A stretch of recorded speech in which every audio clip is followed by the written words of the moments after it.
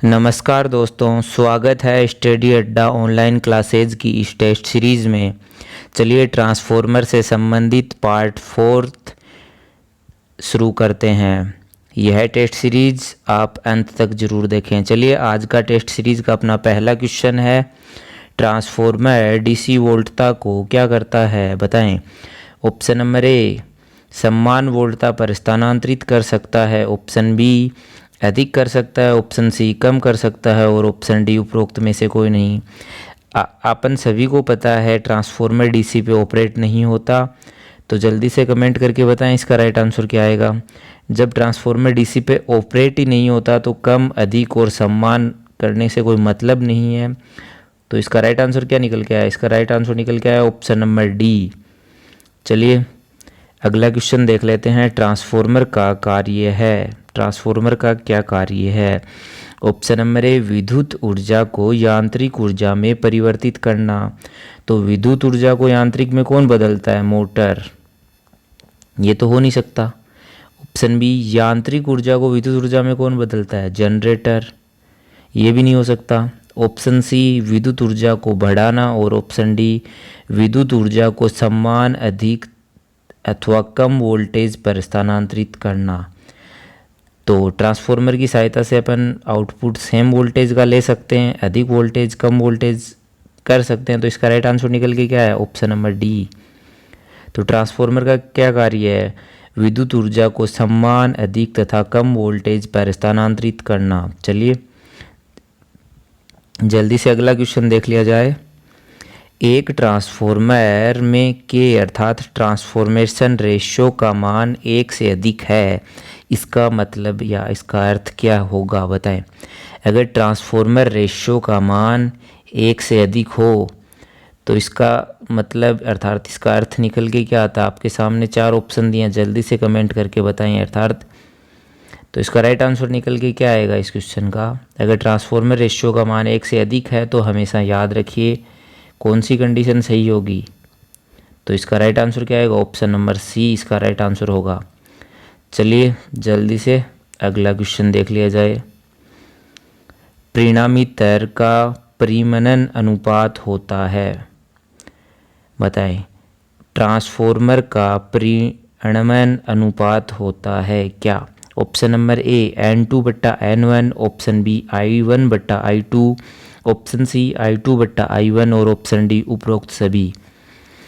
तो ट्रांसफॉर्मर का परिणाम अनुपात क्या होता है? जल्दी से कमेंट करके बताएं। इसका राइट आंसर क्या होगा? N2/N1 इसका राइट आंसर होगा क्या? Option number C. नहीं, ऑप्शन नंबर सी में थोड़ी दिया, ऑप्शन नंबर ए दिया है। ऑप्शन ए इसका राइट आंसर होगा, सॉरी। चलिए अगला क्वेश्चन देख लेते हैं। ट्रांसफॉर्मर में द्वितीयक कुंडली में प्रेरित वोल्टता कितनी होती है बताएं। ट्रांसफॉर्मर की जो सेकेंडरी कॉइल होती है उसमें प्रेरित वोल्टता, ऑप्शन नंबर ए जो दिया है, फ्लक्स से 45 से कम पश्चगामी होती है। ऑप्शन बी, फ्लक्स से 45 डिग्री से कम अग्रगामी होती है। ऑप्शन सी, फ्लक्स के 90 डिग्री पश्चगामी होती है। और ऑप्शन डी, फ्लक्स से 90 डिग्री अग्रगामी होती है। तो जल्दी से कमेंट करके बताएं ट्रांसफॉर्मर की सेकेंडरी कॉइल में प्रेरित वोल्टेज क्या होता है? फ्लक्स से 90 डिग्री पश्चगामी होता है। तो इसका राइट आंसर क्या होगा? ऑप्शन नंबर सी इसका राइट आंसर होगा। आप सभी को हमारी यह टेस्ट सीरीज कैसी लगी कमेंट करके ज़रूर बताएं। वीडियो को लाइक ज़रूर करें, जिससे हमें मोटिवेशन मिलता है, हम आपके लिए काफ़ी अच्छे अच्छे क्वेश्चंस बनाएंगे। चलिए अगला क्वेश्चन, 4800/250 अर्थात एक स्टेप डाउन टाइप ट्रांसफॉर्मर है। वोल्टेज 4800/240 वोल्ट के वितरण परिणामीतर अर्थात डिस्ट्रीब्यूशन ट्रांसफॉर्मर का प्रतिशत नियमन अर्थात वोल्टेज रेगुलेशन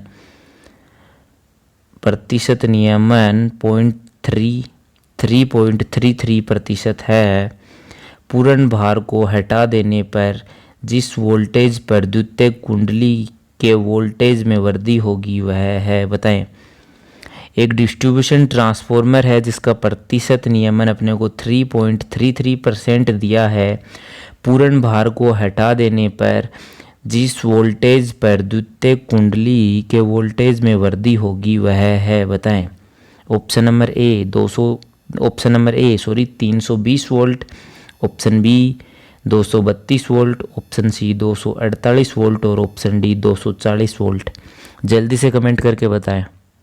तो इसका राइट आंसर क्या होगा?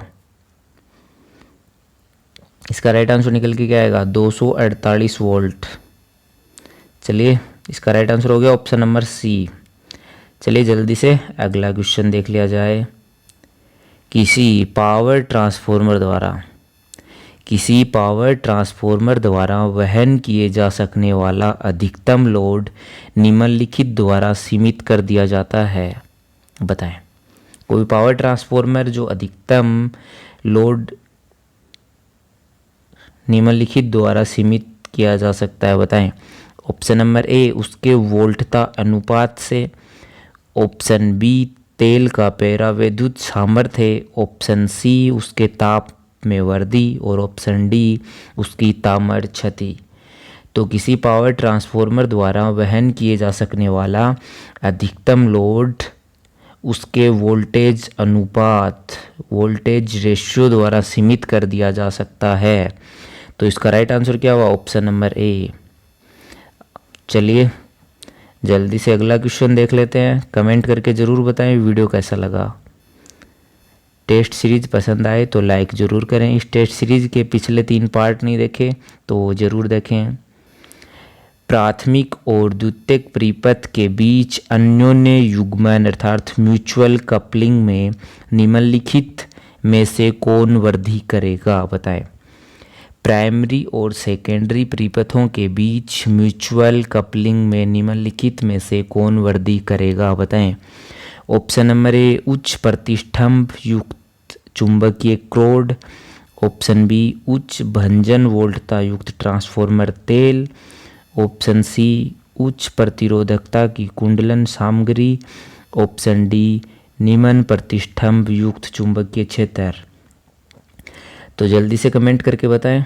इसका राइट आंसर निकल के क्या आएगा? निम्न प्रतिष्ठम्भ युक्त चुंबकीय क्षेत्र अर्थात ऑप्शन नंबर डी इसका क्या होगा? Right answer. चलिए टेस्ट सीरीज का अगला क्वेश्चन देख लिया जाए। किसी 100 MVA ट्रांसफॉर्मर के लिए शीतलन की कौन सी विधि प्रत्याशित है, बताएं। कोई 100 MVA का ट्रांसफॉर्मर है, उसके लिए कौन सी शीतलन विधि अर्थात कूलिंग मेथड यूज किया जाएगा? आपके सामने 4 मेथड दिए हैं तो जल्दी से कमेंट करके बताएं। फर्स्ट ऑप्शन जो दिया है OFAF, ऑप्शन नंबर ए क्या दिया है? OFAF, ऑप्शन बी ONAN और ऑप्शन सी क्या दिया है? AN और ऑप्शन डी दिया है OFWF।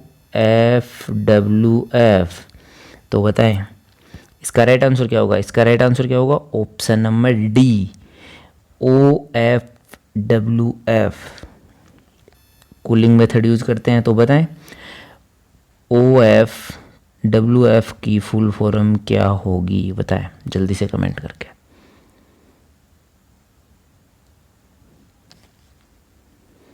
चलिए इस टेस्ट सीरीज का अगला क्वेश्चन देख लिया जाए।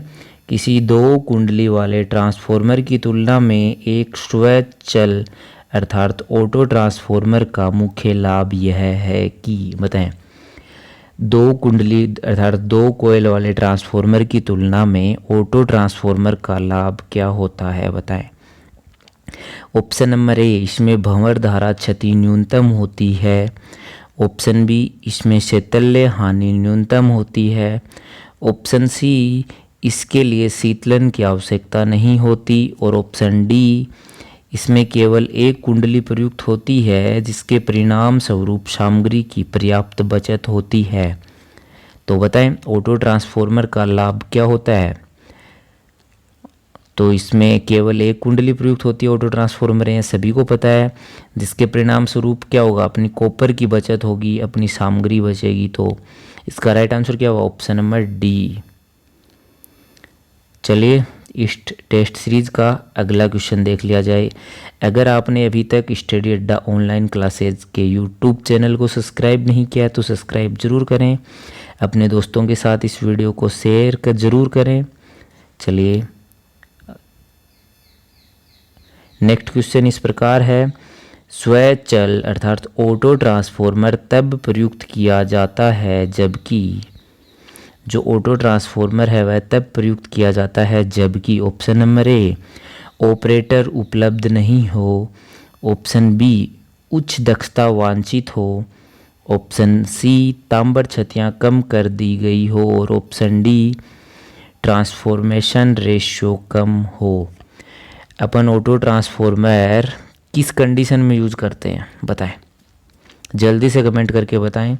हमारे इस टेस्ट सीरीज के क्वेश्चन आपको कैसे लगे, अगर पसंद आए तो वीडियो को अधिक से अधिक शेयर लाइक कमेंट करना ना भूलें।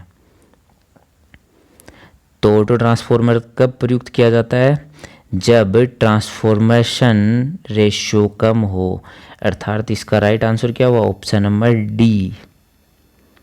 चलिए अगला क्वेश्चन देख लिया जाए, किसी स्वचल ट्रांसफॉर्मर में होते हैं बताएं, किसी ऑटो ट्रांसफॉर्मर में होते हैं, ऑप्शन नंबर ए केवल एक कुंडली, ऑप्शन बी दो से अधिक कुंडलियां, ऑप्शन सी भिन्न भिन्न पदार्थ की दो कुंडलियां, ऑप्शन डी एक जैसे गेज के तार की दो कुंडलियां। बताएं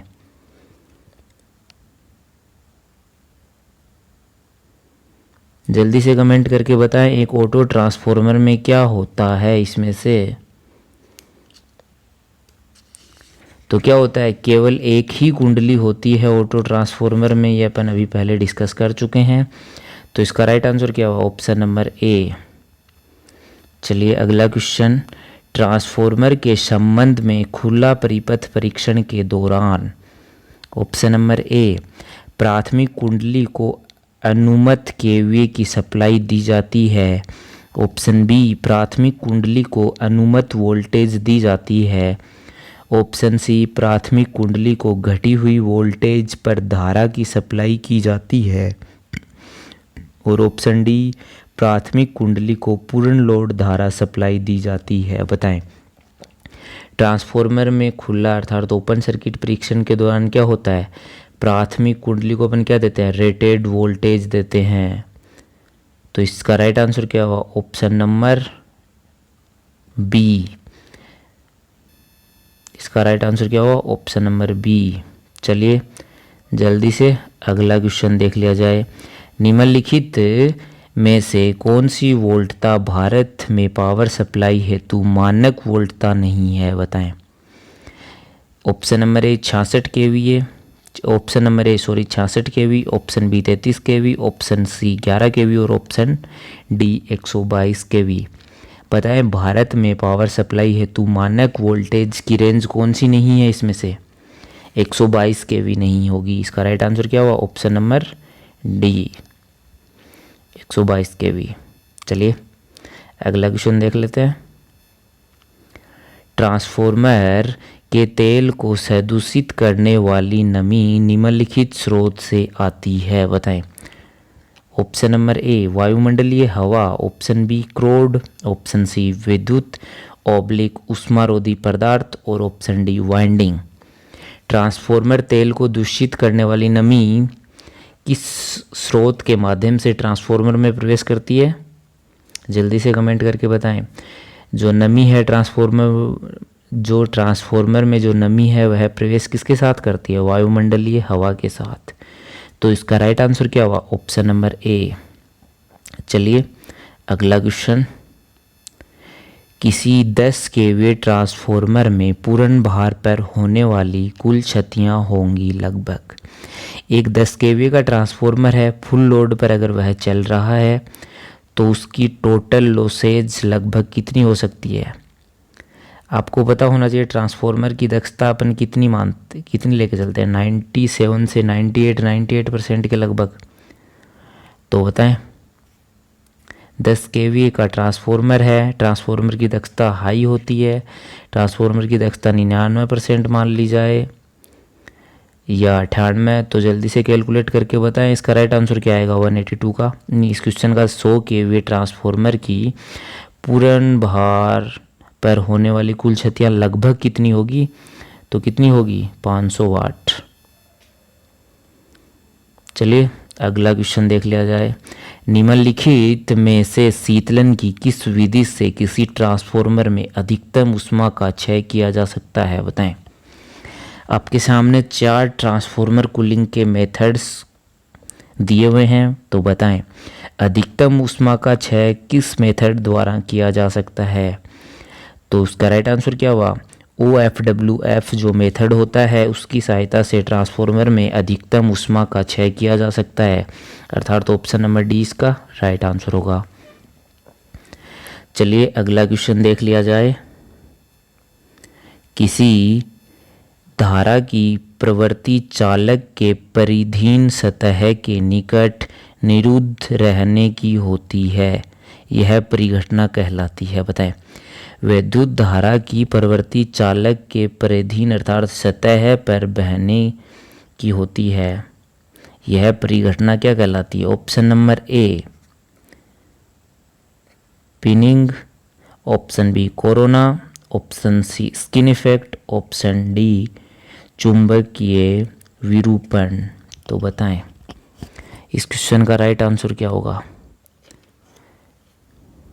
इस क्वेश्चन का यह डेफिनेशन किसकी है, यह डेफिनेशन किसकी होती है, ये होती है स्किन इफेक्ट की, अर्थात इसका राइट आंसर क्या होगा ऑप्शन नंबर सी। चलिए अगला क्वेश्चन देख लिया जाए। एक 400 kVA 400 हर्ट्ज का ट्रांसफॉर्मर 50 हर्ट्ज पर प्रचालित किया जाना है, तो ट्रांसफॉर्मर की kVA रेटिंग क्या होगी, बताएं। काफ़ी इम्पोर्टेंट क्वेश्चन है, आजकल हर एग्ज़ाम में इस तरह के क्वेश्चन पूछे जाते हैं। बताएं एक 400 kVA 400 हर्ट्ज का ट्रांसफॉर्मर डिजाइन किया अपन ने, अगर उसे अपन 50 हर्ट्ज फ्रीक्वेंसी पर ऑपरेट करेंगे तो उसकी kVA रेटिंग क्या होगी, कम होगी, बढ़ेगी, क्या होगा। इस तरह से भी क्वेश्चन बन सकता है, तो जल्दी से कमेंट करके बताएं। ऑप्शन नंबर ए जो दिया है निश्चित रूप से 100√2 kVA तक प्रतिबंधित रहती है।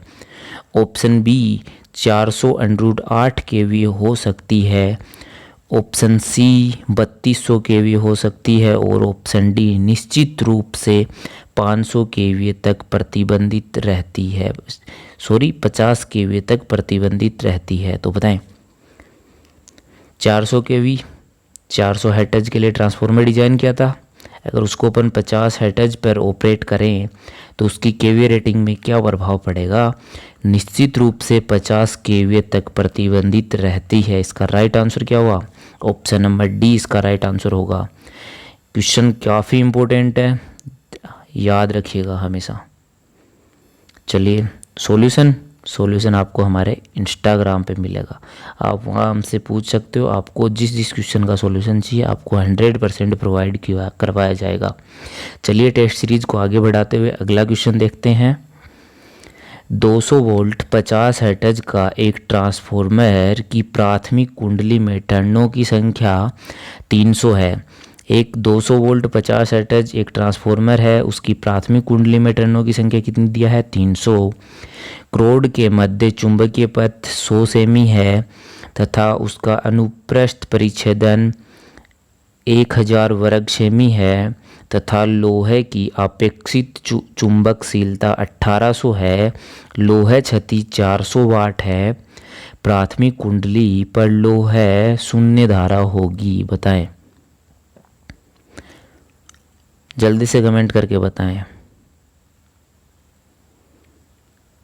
ऑप्शन नंबर ए जो दिया है 0.96 ampere, option B 0.23 ampere, option C 0.37 ampere और ऑप्शन डी 0.11 एम्पियर। तो इसका राइट आंसर क्या आएगा, इसका राइट आंसर निकल के क्या आएगा 0.37 एम्पियर। काफ़ी लोगों ने सही कमेंट करके बताया है। चलिए अगला क्वेश्चन, यदि किसी पंप मोटर को उसकी सप्लाई वोल्टता की 2/3 वोल्टता पर चलाया जाए तो वह ऑप्शन नंबर ए जल जाएगा, ऑप्शन बी नहीं चलेगा, ऑप्शन सी कम गति पर चलता रहेगा और ऑप्शन डी उतनी ही शक्ति देता रहेगा। अगर कोई पंप है उसे अपन 2/3 वोल्टता पर चला रहे हैं तो उस कंडीशन में क्या होगा, वह नहीं चलेगा, अर्थात उसका राइट आंसर क्या होगा, ऑप्शन नंबर बी। यह टेस्ट सीरीज कैसी लगी कमेंट करके ज़रूर बताना। वीडियो को अगर अभी तक भी लाइक नहीं किया तो लाइक ज़रूर करें। वीडियो को लाइक करोगे तो हमें मोटिवेशन मिलता है, उस मोटिवेशन से हम आपके लिए काफ़ी और इम्पोर्टेंट क्वेश्चंस डिज़ाइन करेंगे। चलिए टेस्ट सीरीज का अगला क्वेश्चन देख लेते हैं। ट्रांसफॉर्मर को अधिकतम विद्युत धारा अर्थात ओवर करंट के प्रवाह से बचाने के लिए निम्नलिखित में से कौन सी सुरक्षा व्यवस्था की जाती है, बताएं। ट्रांसफॉर्मर की ओवरलोड से सुरक्षा के लिए कौन सी सुरक्षा व्यवस्था की जाती है, जल्दी से कमेंट करके बताएं। ऑप्शन नंबर ए जो दिया है अलार्म सिस्टम, ऑप्शन बी संरक्षक अंतराल, option C high voltage scanning, option D glucose relay. बताएं ग्लूकोज रिले क्या करती है, वायुमंडल से आने वाली नमी के प्रवेश को रोकती है, तो ये नहीं हो सकता। ऑप्शन 3 आपके सामने वो बचे हैं, जल्दी से कमेंट करके बताएं। ट्रांसफॉर्मर की ओवरलोड से सुरक्षा के लिए अपन क्या करते हैं, उसमें अलार्म सिस्टम लगाया जाता है, तो इसका राइट आंसर क्या हुआ, ऑप्शन नंबर ए इसका राइट आंसर हुआ। चलिए क्वेश्चन ध्यान रखिए हमेशा, काफ़ी इम्पोर्टेंट क्वेश्चंस की टेस्ट सीरीज है यह। पीडीएफ की बात करें तो पीडीएफ आपको हमारे व्हाट्सएप ग्रुप या हमारे टेलीग्राम चैनल पे मिल जाएगी, दोनों का लिंक आपको डिस्क्रिप्शन में दिया है। अगर आपने अभी तक ज्वाइन नहीं किया तो आप जल्दी से ज्वाइन कर लें। चलिए अगला क्वेश्चन, ट्रांसफॉर्मर में निकास छिद्र आमतौर पर बनाया जाता है, बताएं। ट्रांसफॉर्मर में निकास छिद्र आमतौर पर बनाया जाता है। ऑप्शन नंबर ए उच्च वोल्टेज साइड पर, ऑप्शन बी सेकेंडरी साइड पर, ऑप्शन सी प्राइमरी साइड पर और ऑप्शन डी निम्न वोल्टेज साइड पर। तो ट्रांसफॉर्मर में निकास छिद्र आमतौर पर कहाँ बनाया जाता है, काफ़ी इजी क्वेश्चन है, किस पे बनाया जाता है, एलवी साइड में बनाया जाता है, तो इसका राइट आंसर क्या हुआ, option number D. Option number D इसका राइट आंसर हुआ। चलिए जल्दी से अगला क्वेश्चन देख लेते हैं। स्कारल निम्नलिखित को कहते हैं, बताएं। स्कारल निम्नलिखित को किसको कहते हैं, ऑप्शन नंबर ए आर्द्रताग्राही पर्दा, ऑप्शन बी गैसीय उष्मारोधी पदार्थ, ऑप्शन सी सिंथेटिक द्रव्य उष्मारोधी और ऑप्शन डी उपचारित उष्मारोधी कागज।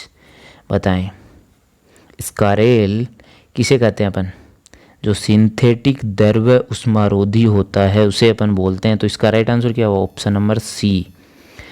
हमारी यह क्वेश्चंस का लेवल कैसा लगा, हमारे इन सभी क्वेश्चंस का लेवल कैसा लगा आपको कमेंट करके ज़रूर बताना।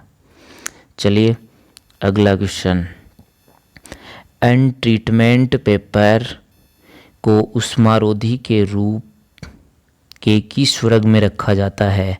जो एन ट्रीटमेंटेड पेपर होता है उसको उष्मारोधी के किस वर्ग में रखा जाता है, जल्दी से कमेंट करके बताएं। Class F, class Y, class H, class A. Untreated paper को कौन सी क्लास में रखा जाता है, तो किस क्लास में रखा जाता है, क्लास वाई में रखा जाता है, तो इसका राइट आंसर क्या है, ऑप्शन नंबर बी। चलिए एक क्वेश्चन आपको दे देता हूँ, उसका आंसर आपको कमेंट करके बताना है। वीडियो काफ़ी लंबा हो गया, चलिए यहीं ख़त्म करेंगे जल्दी से। तो यह क्वेश्चन आपके लिए है, इस क्वेश्चन का आंसर आप हमें कमेंट करके बताएंगे। निम्नलिखित में से उष्मारोधी का कौन सा वर्ग अधिकतम ताप सहन कर सकता है, बताएं। उष्मारोधी का कौन सा वर्ग अधिकतम तापमान सहन कर सकता है, इस क्वेश्चन का राइट आंसर आप हमें कमेंट करके बताएंगे। वीडियो ख़त्म होने के बाद इस क्वेश्चन का राइट आंसर कमेंट करके बताएं। चलिए स्टडी अड्डा ऑनलाइन क्लासेज में हमारे साथ इस टेस्ट सीरीज़ में बने रहने के लिए आप सभी का धन्यवाद। हमारे यूट्यूब चैनल पर रोज़ाना सुबह 10:15 पर इस तरह की टेस्ट सीरीज़ डिस्कस की जाती है। जल्दी से हमारे साथ जुड़ें। अगर आपने अभी तक आपके अपने यूट्यूब चैनल को सब्सक्राइब नहीं किया तो सब्सक्राइब ज़रूर कर लें, वह साथ में बेल आइकन ज़रूर दबाएं जिससे आने वाले वीडियो का नोटिफिकेशन आपको सबसे पहले मिल सके। जाते जाते एक बार फिर बोल देता हूँ, वीडियो को लाइक कमेंट शेयर करना ना भूलें और अपना फीडबैक कमेंट ज़रूर दें, क्वेश्चन का लेवल कैसा लगा। धन्यवाद दोस्तों, मिलते हैं जल्दी अगले वीडियो में। जय हिंद जय भारत।